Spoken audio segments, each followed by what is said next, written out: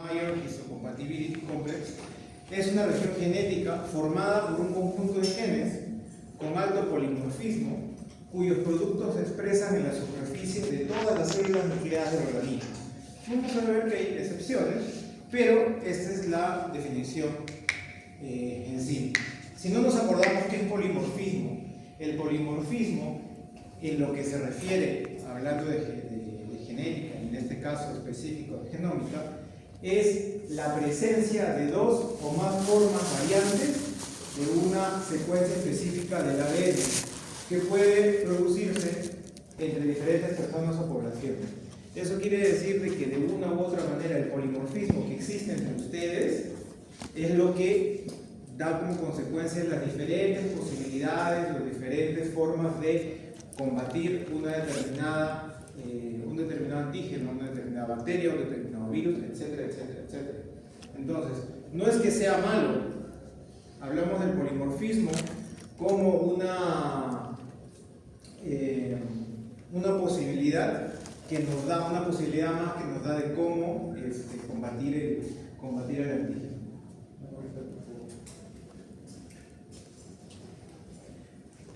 El MHC se encuentra ¿en dónde? En el brazo corto del cromosoma 6. Ocupa un segmento de 3,5 millones de pares de bases. Los genes del MHC integran el sistema más polimórfico y poligénico del organismo humano, con más de 250 genes y pseudogenes, 30 de los cuales van a codificar proteínas, con más de 8.794 alternativas llamadas alelos HLA, que ya lo vamos a también ver en la parte final de lo que es el complejo mayor de histocompatibilidad. Ya les he explicado qué es polimórfico. ¿Qué vendría a ser poligénico? ¿Recuerdan un poco? Uno de los dos, el polimórfico o el poligénico, determina individualidad y otro determina conjunto. Lo vamos a ver a continuación. Este cuadro ustedes lo van a tener y lo que para que lo puedan entender.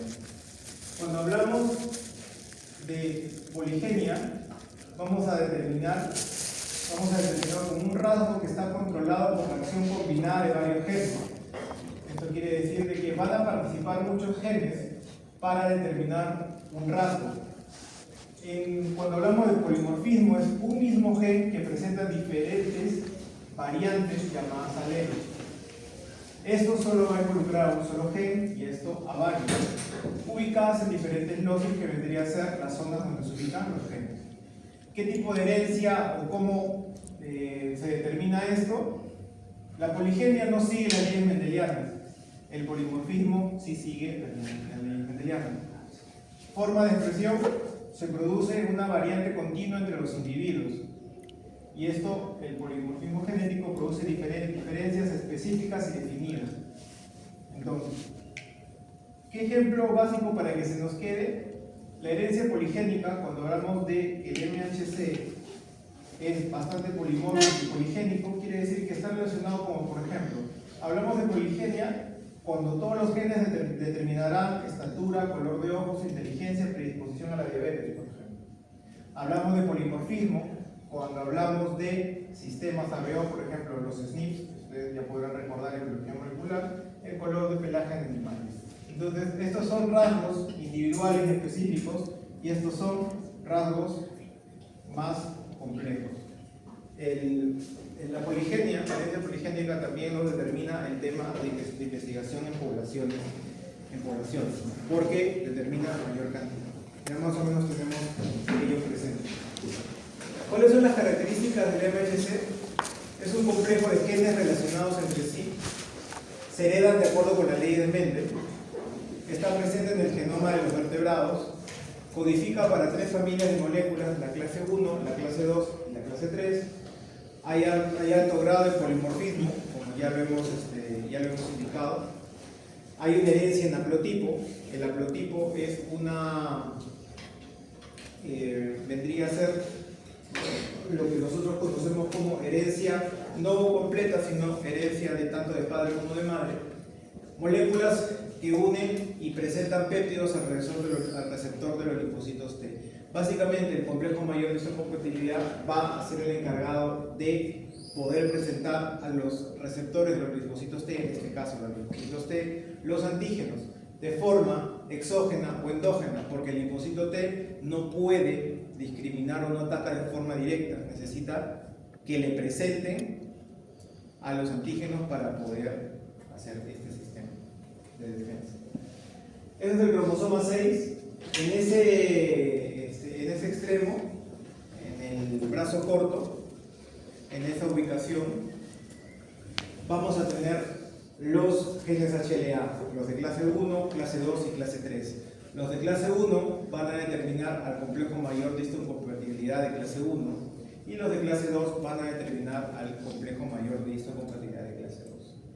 Profesor, ¿qué hace el de clase 3? Se ha estudiado que determina sobre componentes del sistema de complemento, del C2, del factor B, que son importantes para de una u otra manera también la defensa del organismo, pero no codifica un complejo de por sí, como el MH1, el complejo mayor de histocompatibilidad 1 o el complejo mayor de histocompatibilidad de clase 2. El MHC presente en todas las especies de vertebrados estudiados, una característica es hay unas probables equivalencias en algunos invertebrados, como ya también lo hemos visto en la lectura, de que pueden presentar algunas estructuras que sirven para la presentación, vale la redundancia, a otra estructura, a otro linfocito, como su equivalencia. Ocupa un corto segmento cromosómico, contiene numerosos genes relevantes para diferentes funciones inmunológicas. Hay una alta homología estructural y funcional entre especies, especialmente el ratón y el hombre. Vamos a ver que en las moléculas de HLA hay una cierta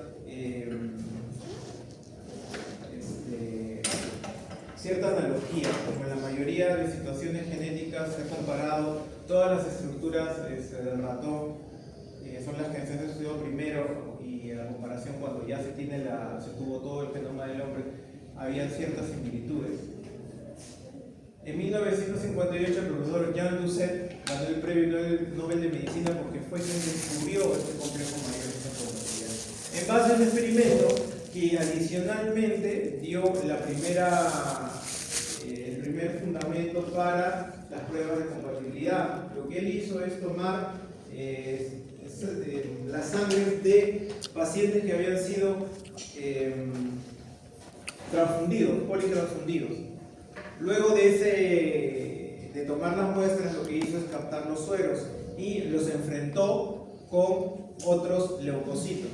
Se dio cuenta que al final los leucocitos tenían una estructura como antenas que se encargaban de presentar, entre comillas, a los antígenos. En esta situación, él postuló que era un tipo de estructura que permitía esta comunicación o esta presentación. Años más tarde, con datos más específicos, postuló lo que ahora llamamos el complejo mayor de histocompatibilidad. El complejo mayor de histocompatibilidad tiene una segregación en haplotipos. Esto quiere decir de que también sigue las leyes mendelianas, pero lo que transmite, por así decirlo, es el complejo mayor de histocompatibilidad recibimos una carga materna y una carga paterna, pero en la mitad. Eso quiere decir de que si tenemos esas estructuras cromosómicas y esos alelos que nos van a determinar los tipos de complejo mayor de histocompatibilidad que podemos tener, la combinación mendeliana va a permitir que solo una estructura del padre y una de la madre puedan ser. Tenemos 50-50. Las diferentes combinaciones que tengamos son las que nos va a permitir esta estructura llamada complejo mayor de histocompatibilidad.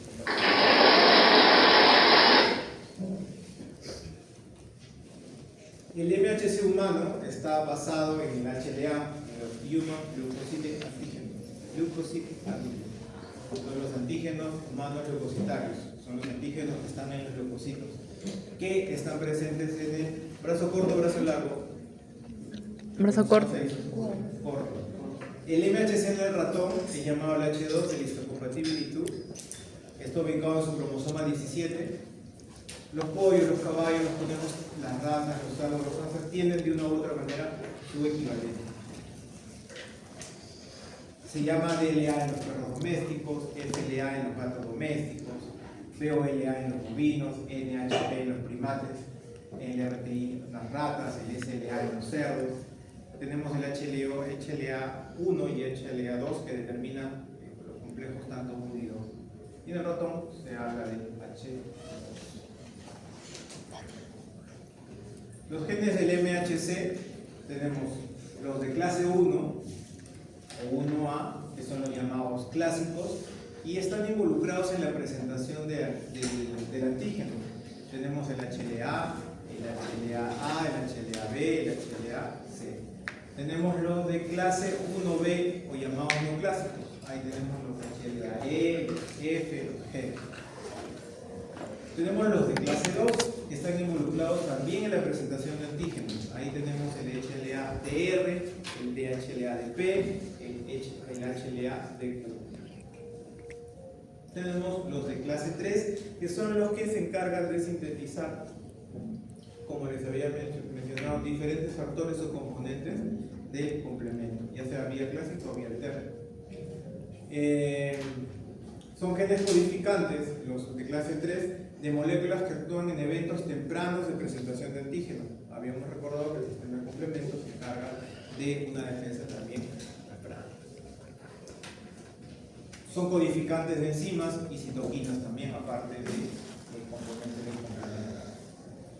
El MHC es bastante grande, ocupa unos 4 millones de pares de bases, que sería el 0,8% del genoma.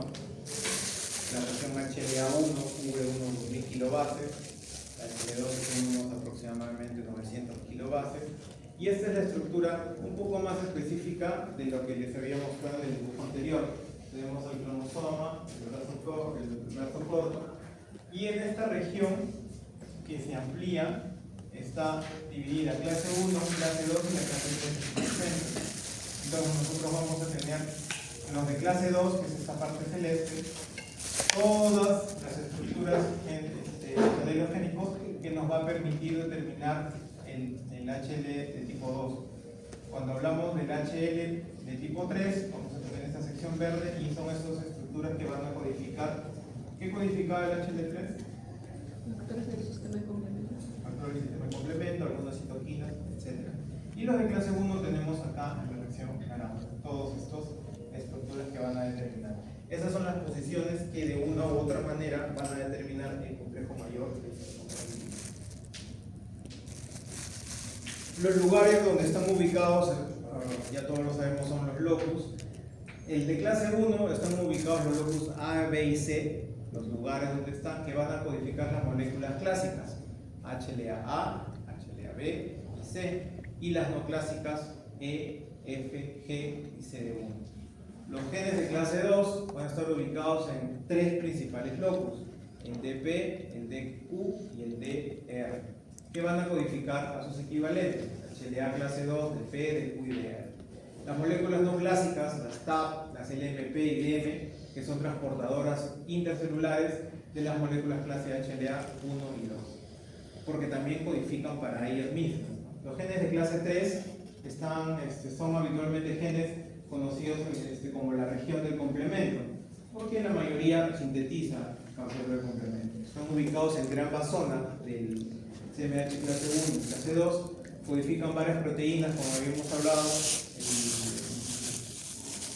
el C2, el C4, el factor B, el factor de necrosis tumoral, algunas citocinas y proteínas que chocan el calor. Debemos recordar que la síntesis del C2 y C4 va a ser importante. Si recordamos un poco complemento, eso va a ser lo que dispare en las situaciones iniciales de ello. Entonces hay que tener en cuenta eso. El CMH1, más conocido que hay como antígeno de trasplante o antígeno de histocompatibilidad, también lo pueden encontrar en la literatura. Son antígenos reconocidos por las células inmunocompetentes del receptor durante un rechazo del injerto. Son reconocidas. Entonces, estas va a permitir el reconocimiento de lo extraño. Entonces, estas moléculas son expresadas ¿dónde? En la membrana de todas las células nucleares del organismo, a excepción de los glóbulos rojos y los espermatozoides. La estructura de los MHC, ya sea clase 1 y clase 2, va a depender de su conformación. Si ustedes lo ven acá, parecen iguales, pero no lo son. Unos son dos, si bien es cierto, una estructura globular y una estructura paraglobular, y acá tenemos dos estructuras definidas. Estas, lo que básicamente es, si bien es toda esta estructura está en la membrana, lo que va a importar es esta muesca formada en el clase 1 entre la zona alfa 1 y alfa 2 y la muesca formada entre la zona alfa 1 y beta 1, que es donde se va a depositar la estructura que va a ser presentada. Entendemos de que la estructura presentada no es todo el antígeno, sino el antígeno es disgregado, es disuelto, y una vez disuelto, ¿en qué podría estar disuelto? ¿Cuál es la mínima expresión? Péptidos. Péptidos. Entonces los péptidos van a estar, basta que se presente un péptido para que de una u otra manera ya tengamos una presentación ante los linfocitos T. Ese péptido, cada uno de ellos se va a encargar de presentarlo, ya sea si lo obtuvo de forma endógena o exógena. Las moléculas MH de clase 2 son glicoproteínas insertadas en la membrana de las células presentadoras de antígenos, como monocitos, macrófagos, células dendríticas, de Langerhans, epitelios y en los linfocitos B y las células T activadas. Como ya lo había mencionado, lo importante es la zona en donde se va a mostrar estos péptidos. Y los péptidos van a estar formados por una determinada cantidad de aminoácidos. Toda esa conformación entonces va a permitir de una u otra manera la presentación y la funcionalidad de los complejos mayores de histocompatibilidad. Las células T se van a unir a antígenos cuando se están presentando por las moléculas del MHC. Vamos a ver en la clase que nos va a tocar la presentación de que la particularidad de llave cerradura de este reconocimiento que se tiene en los receptores de células T con el complejo mayor de histocompatibilidad va a pedir el reconocimiento inicial de los antígenos propios, es decir, el complejo mayor del receptor de células T, de linfocitos T, va a primero, al momento de acercarse a través de un receptor, va a pedir como que la contraseña de que realmente es el complejo mayor de histocompatibilidad propio, y luego va a reconocer el antígeno como no propio. Esa especificidad es la característica que va a tener para poder tener la funcionalidad del receptor correctamente.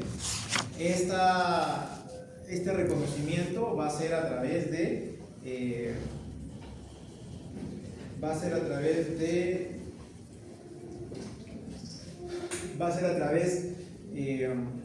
de los propios receptores, y esto lo va a obtener el linfocito T al momento de su etapa de maduración. ¿Dónde madura el linfocito T? En el timo. Entonces ahí es donde va a obtener su clasificación, esta especificidad. Bueno, esta es la estructura básicamente para que lo puedan entender cómo se divide el complejo mayor de histocompatibilidad tipo 1 y el de tipo 2. El de tipo 1 va a tener la estructura siempre alfa 1, alfa 2, alfa 3 o una unidad beta, y el de clase 2 va a tener estas estructuras alfa 1 y alfa 2, beta 1 y beta 2. Entonces, de una u otra manera, esta es una región monomórfica y una región polimórfica. Si hablamos de una región polimórfica, ¿Qué quiere decir? Así como en los anticuerpos, que había una región polimórfica.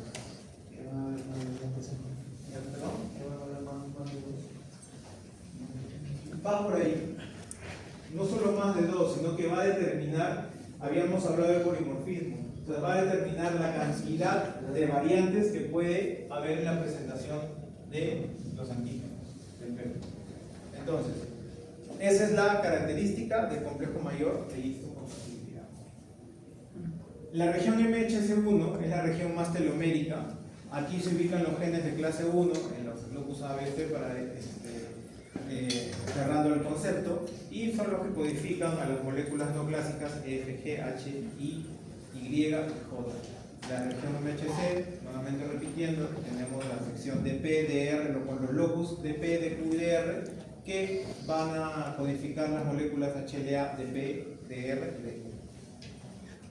La parte de 2 también que va, algo que va adicionalmente a lo que habíamos mencionado, que las TAP, las moléculas TAP van a transportar péptidos de retículo endoplasmático rugoso y facilitan el anclaje a la clase 1.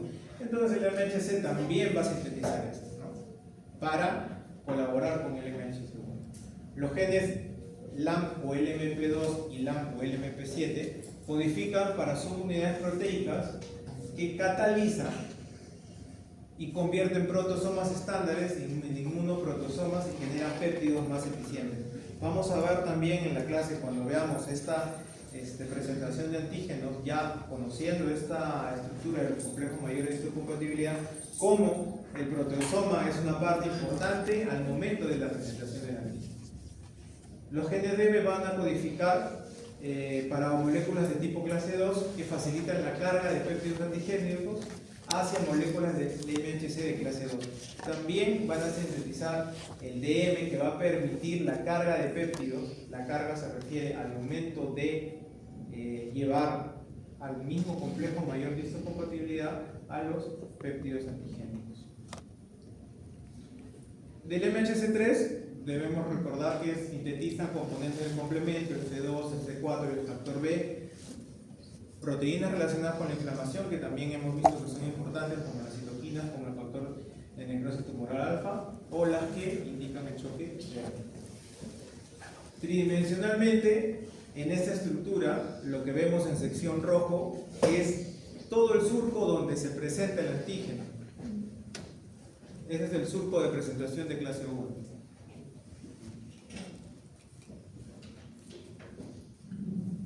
¿Cuáles son los genes y los productos del MHC de clase 1?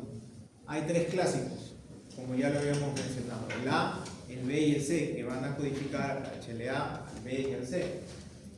Codifican un único polipéptido de 45 kilodaltos, aproximadamente 350 aminoácidos. Se expresan en la superficie de todas las células nucleadas, como ya habíamos visto, y están asociados no covalentemente a beta 2 microglobulina, que es la otra estructura. Habíamos hablado que tenía una estructura alfa 1 y alfa 2 y está unida a una estructura beta 2 microglobulina. Es altamente polimórfico, contiene numerosos alelos con diferentes bases. La interacción de alfa 1 y alfa 2 es muy polimórfica, porque, como ya lo hemos mencionado, es la parte que nos interesa que sea polimórfica. Interactúan para generar una notable estructura tridimensional. Vuelvo a mencionar, cuando ustedes revisen su bibliografía, de lo que yo les menciono, no hay que entender que todo es tridimensional, sino que es una estructura tridimensional. O sea, este surco no es un surco plano, sino es un surco con profundidad. Entonces, va a generar esa estructura tridimensional. Va a ser como una plataforma plana formada por 8 cadenas beta antiparalelas, de la que sobresalen, abarcándolas por completo, dando 2 largas hélices alfa ligeramente arqueadas. Esa es la estructura que va a tener. Esta estructura tridimensional va a dejar un surco profundo entre las 2 hélices alfa, que tiene dimensiones 25 por 10 por 11.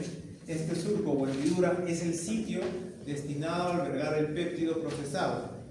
Esta tiene una capacidad para péptidos entre 8 y 20 aminoácidos. Esto hay que tener, y esa va a ser una de las diferencias con el de clase 2. Tenemos esta estructura de clase 2 que a la vista, en la parte celeste, la beta 2, pero a la vista, la parte roja que vimos en la anterior es un poco más grande. Vamos a corroborar si es por la fotografía o realmente es mucho más grande. El de clase 2 se expresa constitutivamente en células presentadoras de antígenos, como ya lo habíamos mencionado: monocitos, macrófagos, astrocitos, células dendríticas y leucocitos B.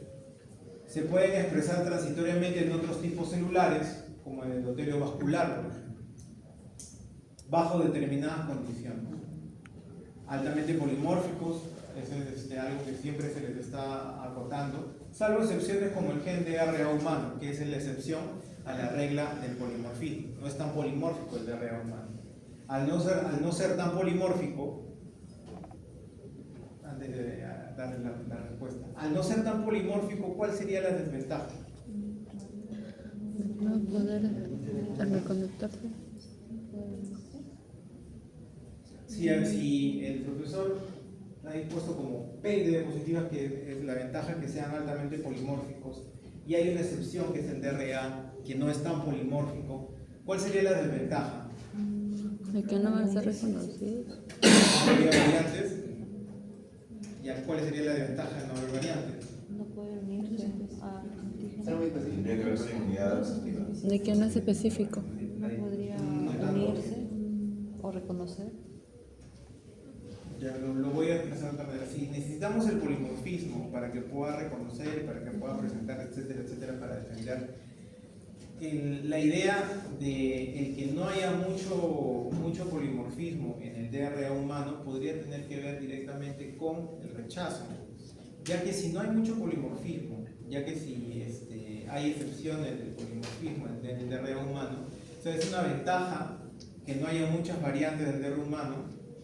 Y al momento de que si yo tengo un DRA, porque también en este tema de las combinaciones mendelianas no lo puedo tener, pero si yo tengo un DRA, entonces quiere decir de que puedo tener una ventaja porque no va a haber tanto polimorfismo. Entonces el donante puede, como que no puede tener un DRA, y estoy casi seguro que si lo tiene, ese no puede ser el problema en el momento del trasplante.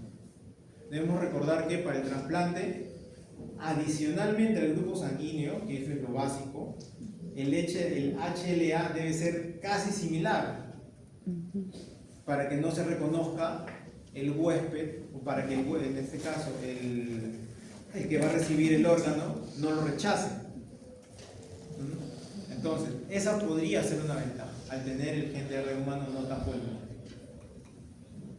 El MHC2 es un péptido donde se unen moléculas mediante interacciones a lo largo de toda la hendidura de unión. Un péptido, en este caso el péptido amarillo, que tiene un lado amino y un lado carboxilo, y se unen por puentes de hidrógeno, que son los puntos azules que ustedes ven ahí. Los dominios distales respecto a la superficie celular alfa 1 y beta 1 interaccionan entre sí de modo no covalente, formando la estructura que se une a péptidos derivados de procesamientos intracelulares. A todo esto, recordemos un poco de química. ¿Cuál es la ventaja de que sea una interacción no covalente? ¿O es una desventaja? Una unión no covalente requiere que las células no son tan fuertes. ¿Qué más? Eso implica Se puede también romper que va a haber fácilmente, una se mayor puede- variabilidad de compuestos cuando se interactúan entre Pueden ellos. separar más fácilmente. Eso va a determinar que cuando haya una presentación de antígenos, pase el tiempo de presentación de antígenos, salga del surco y pase a otro tipo de presentación, a otro antígeno y presentarlo. Porque tiene enlace covalente, si bien es cierto eso da estabilidad, pero también, no es como dice su compañero, no son tan estables. Y esa no estabilidad o esa semi-estabilidad, por darle alguna determinación, va a dar la facilidad de que se presente, cumpla su misión, deje de ser presentado y dé paso a otro tipo de antígenos. Entonces, esa es la ventaja de enlaces no covalentes. El surco de complejo mayor de histocompatibilidad alberga péptidos más largos que los de clase 1, entonces la fotografía está relacionada, de 13 a 20 aminoácidos. Se debe al hecho de que la hendidura del MHC2 no está tan cerrada por sus extremos como lo habíamos visto en el MHC1. Los péptidos no tienen por qué encajar entre los límites de esta hendidura, sino que pueden sobresalir de ellos. Ya, esa es la característica del MHC2. Hay una expresión, una misma célula expresa simultáneamente varias versiones de moléculas de histocompatibilidad de clase 1 y clase 2.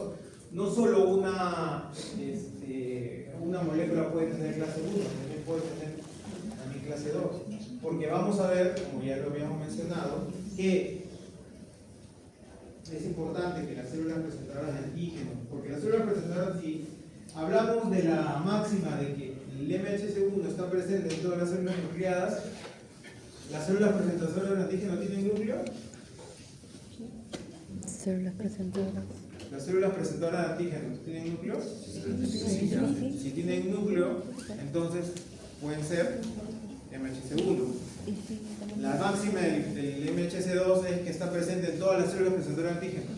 Entonces puede tener MHC1, MHC2 dependiendo. Y eso le permite poder presentar células exógenas como endógenas. Entonces esa es la característica de ambos MHC. Hay una codominancia en la expresión de nuestros antígenos HLA, una codominancia en la cual cada uno de estos genes va a estar presente sin querer ganarle uno al otro. Debemos recordar que en genética hablamos de recesivos, no recesivos. Entonces no pasa con eso, o sea, viven en completa armonía, por así decirlo. No tenemos la codominancia, habíamos hablado de un haplotipo del papá y un haplotipo de la mamá. Ambos van a ser codominantes, ambos van a tener la presencia y ambos van a sobresalir. Entonces, no es que yo por tener el de la mamá y el de la mamá todos los genes van a siempre estar presentes, no, es mitad. Eso adicionalmente es lo que le da también el polimorfismo. En este cuadro van a tener las diferentes expresiones en cuanto al MHC1 y el MHC2, dónde están más presentes, en qué células, para que lo puedan analizar cuando tengan la. Hay una terminología cuando ustedes van a revisar y lo más probable es cuando vean HLA, también hay encuentren este tipo de terminología para poder ¿están corriendo la lista? ¿No? No hay lista. Tengo esta, normal, que está hasta el número 25. Ya está atrás, pásala por favor. Entonces, la terminología HLA va a permitirles a usted poder entender un poco de qué se trata para que no sea algo marcianesco lo que estén viendo. Entonces, vamos a tener esa estructura. La terminología va a dividirse en, primero, describir el loci. ¿Qué era el loci? La ubicación. La ubicación donde determina el gen. ¿Qué más vamos a tener? El alelo. ¿Qué tipo de alelo va a determinar? ¿Y cuál es el haplotipo? El haplotipo vendría a ser cuál es la señal de herencia que tiene ese HLA. Entonces, ahí tenemos el prefijo HLA, tenemos el gen. En el campo número 1 vamos a tener el grupo de alelos, la proteína HLA específica, el qué tipo, si hay una sustitución o no, y hay un sufijo utilizado para notar cambios de expresión. Toda esta estructura se estudia cuando estamos en los laboratorios de histocompatibilidad. Adicional, es un campo mucho más específico porque debemos recordar que todos tenemos este tema de HLA y es importante poder determinar para un trasplante. Hay una terminología nueva en donde ya no utilizamos la que les he mencionado, sino de frente vamos a los diferentes tipos de locus. Por ejemplo, el locus A, este gen está en el locus A, en el grupo 3, en el alelo 2. Locus C, grupo 4, alelo 11. Locus DPA, grupo 5, alelo 8. El locus DR3, 02, grupo 2, alelo 2. es cuestión de ver en qué terminología está el HLA y la descripción del mismo. Como les había mencionado, tenemos un esquema para cerrar la estructura que les estoy tratando de explicar. Los haplotipos tenemos una mamá y un papá. Según genética, ¿cuál es el papá y cuál es la mamá? ¿El cuadrado o el redondo? El cuadrado. El cuadrado es el papá Y redondo mamá. redondo es la mamá. Entonces, tenemos este haplotipo. Habíamos hablado de que esto es lo que tiene el papá y la mamá. Este haplotipo compartido lo que va a determinar, que hablamos de la distribución de Mendel, es que los diferentes hijos, descendencia que vaya a tener, va a cumplir las leyes de Mendel. Entonces, al cumplir las leyes de Mendel, va a determinar que solamente tenga el 50% de papá y el 50% de la mamá. Como lo podemos ver ahí, el haplotipo superior, no importa si es, asumiendo matemáticas, si es en el numerador o en el denominador, es el mismo. Entonces, tienes una versión que va a tener el A2B7DR4 y con una combinación única, o el A25 o el A24 de la mamá, como habíamos visto ahí. Luego va a haber la siguiente combinación de el A3B8 con el A25 o el A24. Por ley de Mendel no existe una quinta combinación, ¿verdad? No. La tercera generación. Hasta el bisabuelo, La ¿no? primera generación de Mendel. Ajá, la distribución. En esa primera, bueno, la siguiente generación puede haber diferentes. No cambiaría, pero Es que si es que hay más, seguiría la misma línea de entonces no habría un quinto. Y es así como se determinaría en los HLA. Y aún así, si ustedes lo analizan, hay una versión por cada uno de ustedes, hay una versión diferente. Es por eso que es tan complicado encontrar compatibilidad en donantes. Y es por eso que de una, cuando lo estudien, van a ver de que los supresores de los receptores, siempre el que recibe el órgano, a veces tiene que estar suprimiendo, tiene que tomar supresores de por vida, dependiendo de cuánta compatibilidad pueda existir. Habíamos hablado, si esos son los haplotipos, la versión en los hijos son todas las combinaciones posibles. Y solo quedamos en 4 combinaciones. La variación del complejo mayor de histocompatibilidad es una expresión codominante, como ya lo habíamos mencionado. Es poligénico porque tiene múltiples losis homólogos y es polimórfico porque tiene múltiples alelos y locus al momento de su combinación. Ya lo hemos mencionado, en la figura de poligénico y polimórfico lo hemos explicado al inicio. Ahora bien, hay una determinación que menciona de que hay una relación en cuanto a un determinado gen HLA presente y una determinada enfermedad, que hay un riesgo más de tenerlo que no tenerlo, pero esa posibilidad se circunscribe en lo siguiente: no es que yo por tener el gen B27 vaya, si bien es cierto, hay un riesgo relativo de 106 veces más de tener espondilitis anquilosante, no significa que lo vaya a tener. O sea, lo puedo desarrollar como que no lo puedo desarrollar. Tengo más posibilidad de desarrollarlo, sí, pero eso no es una máxima. O sea, no es que sí se vaya a dar. Entonces, entre el síndrome de Reiter, que ustedes pueden ver ahí, la espondilitis anquilosante, la tiroiditis de Hashimoto, hay esta relación con la presencia de esos genes y también el riesgo relativo. Les traigo también 2 cuadros más, donde están los que son el B27, el DR3, que está la presencia y está la relación con una determinada enfermedad, pero que no es, digamos así, sumaria. No es que ustedes hacen una búsqueda de determinado gen y lo encuentran, ya lo tienen. y van a desarrollar la enfermedad. Los que lo tengan, sí, pero que están predispuestos a, sí, pero no es que lo vayan a desarrollar. Esos son dos últimos cuadros. Finalmente, el MHCA, su función principal, presentación antigénica. Tiene un papel fundamental en la inmunobiología del trasplante, como ya lo habíamos mencionado, y es el que se va a encargar de la formación del repertorio de células T y la autoinmunidad.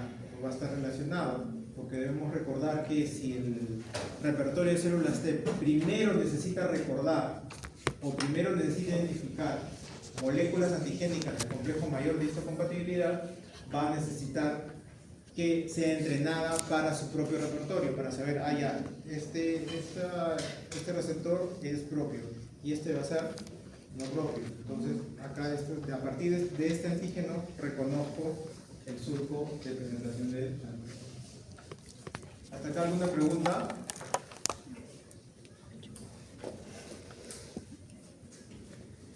Cinco minutos de break.